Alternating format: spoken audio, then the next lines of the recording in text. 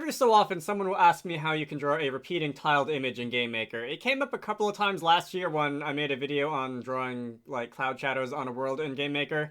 For that video, I just basically pre-rendered an image of like clouds, and this is an image that will tile, so you can repeat it horizontally, vertically as many times as you like, and it'll tile. Repeating tiles are something that you might want to often use in games for a variety of reasons. And it's not hard to do, but the way that you might create an image like this, either by hand or through code, is not entirely obvious. And that's going to be the subject of today's video. So, I think I can close out of this example. So the project that I'm going to start out with, I've gone ahead and set up a little bit of a drawing. So I'm going to be taking a 250 by 250 surface in GameMaker. I'm going to be drawing a set of repeated graphics onto it, and then we're going to just turn that into a sprite, and we're going to draw the sprite tiled in GameMaker so that we can see that it works. And I've also gone ahead and drawn some blue lines on the screen on like the boundary of each tile so that we can see where the repetition effect works. What we're going to have by the end of this video is going to be something that looks a little bit like this. So I'm going to take one of those cloud sprites, I'm going to draw it tiled a bunch of times, and then we'll be able to see that it does indeed repeat seamlessly over the boundary of the tiles. This is, again, not going to be an immensely complicated subject. You'll probably want to know how surfaces work as intermediate draw targets, how surfaces work in GameMaker.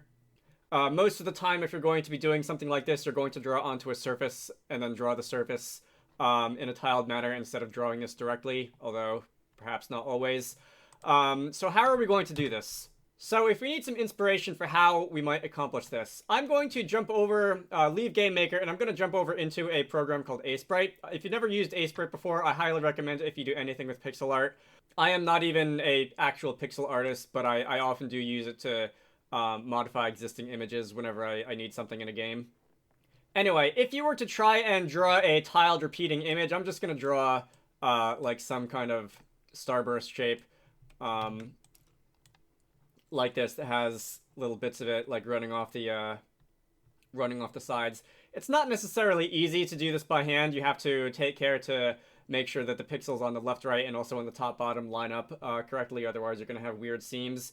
But Aseprite makes this easier for us because if you go into View, Tiled Mode, you can select a tiled mode so that the image will tile on the x-axis, the y-axis, or both. And that is going to basically create a tiled canvas that you can draw on, and you can see that wherever my mouse cursor is, there's effectively 9 replicated images of it, and I can use that to draw on the canvas. And this makes it much more easy to create a tiled image. If you hold down the control key, you can see a blue outline around the original image. So if I were to, let's say, get rid of all that, and if I were to just go and, let's say, draw myself a circle, we can see that aside from the fact that, like, my art skills are not actually that good, this has allowed us to much more easily see where the edges and the repetitions of the tiles happen, and it makes it easier to draw a tiled image without having to, like, pull our hair out, do pixel counting, anything like that. So I'm going to get out of there for now. So jumping back to GameMaker, I am going to be drawing a repeating tiled image of this this cloud sprite. In the clouds video that I keep mentioning from last year, there were like 10 random variations of the sprite that I used to make it a little more visually interesting. But I'm just going to go with the one for this video to keep things simple. As I said, we are going to be drawing onto a surface. I have rather arbitrarily set the surface size to 250. It doesn't really matter what the surface size is. Power of 2, non-power of 2, square image, non-square image. Don't really care. I just did 250 because it sounds nice. So let's start by, let's say, drawing 100 random instances of this cloud sprite.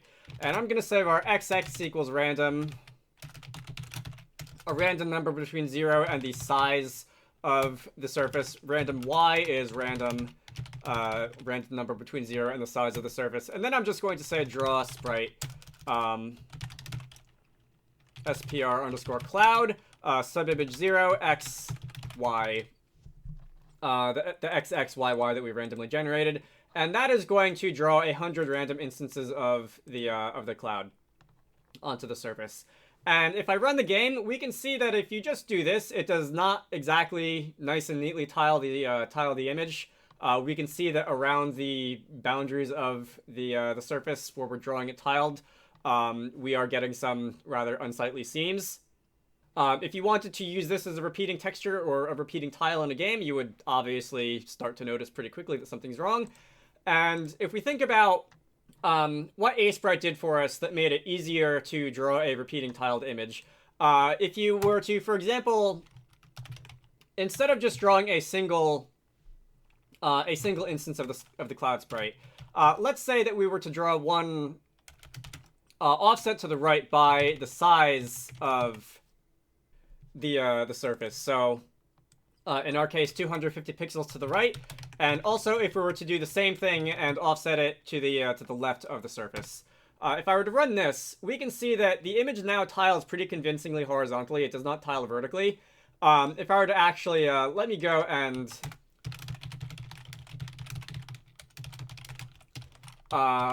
let's give myself the ability to turn on or off the blue lines to make it a little bit easier to see with and without where the boundary of the tile repetition is. So we can see that horizontally, this tiles pretty well. If you were to zoom in on this image, you wouldn't see any weird, awkward seams tiling the image horizontally or anything like that. But we still need to think about the vertical a little bit. And I'm sure you can see where this is going. In addition to drawing the image 2 extra times offset by the size of the surface horizontally, we're also going to do it vertically. And if we do this, we can see that we've got a pretty convincing vertical tile as well as a horizontal tile. Here's the grid lines on and off just for some comparison. And this is pretty good. We can, however, see that there's around the corners, there's still a little bit of tile that's not happening where maybe it should be. That's a little bit awkward, and you might have recalled that in Aseprite we were getting basically 9 repeating images, top, bottom, left, right, and then the 4 corners. And I could copy and paste and hard code for more of these, but I don't really want to hard code for more of these, so I'm just going to draw these in a loop. So we can say for var I equals, in this case I'm going to go with negative size. I is less than or equal to positive size. I plus equals size. You don't just have to have 4 loops go in increments of 1 from 0 to n. You can have the start and the end conditions be whatever you want. And then we're going to do it again. So that's going to be the horizontal axis. We're going to say var j equals negative size. J is less than or equal to positive size, j plus equals size, and it's going to work for the vertical.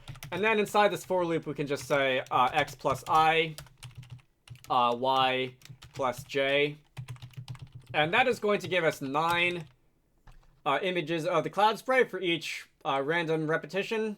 And now if I run the game, we are going to have a series of cloud sprites that tiles the plane horizontally and vertically and on the corners without any weird seams. This is actually like, just using the one single cloud sprite for this actually looks a little bit more boring than I thought it was going to. Let me actually go into the original Wizarducks project file and like grab a couple of extras to make it a little less boring. Hang on. All right, there we go. There are 12 different random frames of this that we can choose from now. I'm going to go into back to the code where we're doing this, and also now instead of just randomly generating the x and the y, I'm also going to say var frame equals I random. So this is going to be a integer random between 0 and the sprite get number, the number of sub images in this sprite. GameMaker 2024-11 has some weird issues with autocomplete, code autocomplete. Anyway, let's go and insert the frame into there. This is, by the way, a wider image overall. So the original one that I was using was just, I think, 3232. Some of these are 6464. So let's run this. And this actually gives us a much busier image because, again, some of these are bigger sprites. If I hold down the spacebar, we can see the boundary of the tiles. If you zoom in on it, you can't see any seams because the tiles overlap the sprites that were drawn on the tile are drawn in a way that makes them overlap. I shouldn't make it sound like it just happens to end up that way. And that's really all there is to it. So there is one teensy tiny minor optimization that you can actually apply to this. So this sprite that I'm drawing here has its origin set to the upper left.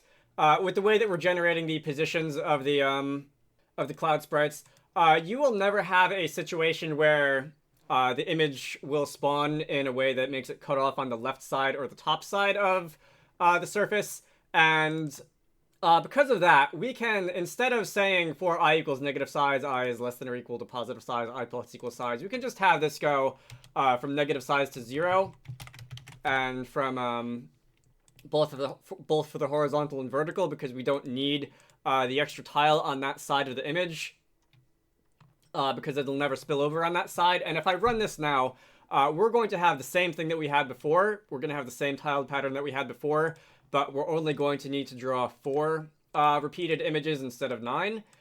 This will only work if you are, one, have the sprite origin of everything that you're trying to draw like this in one of the corners. If you have the sprite origin in one of the other corners, you'll have to change the change the bounds. You'll have to shift your perspective on exactly where the tiles are being drawn.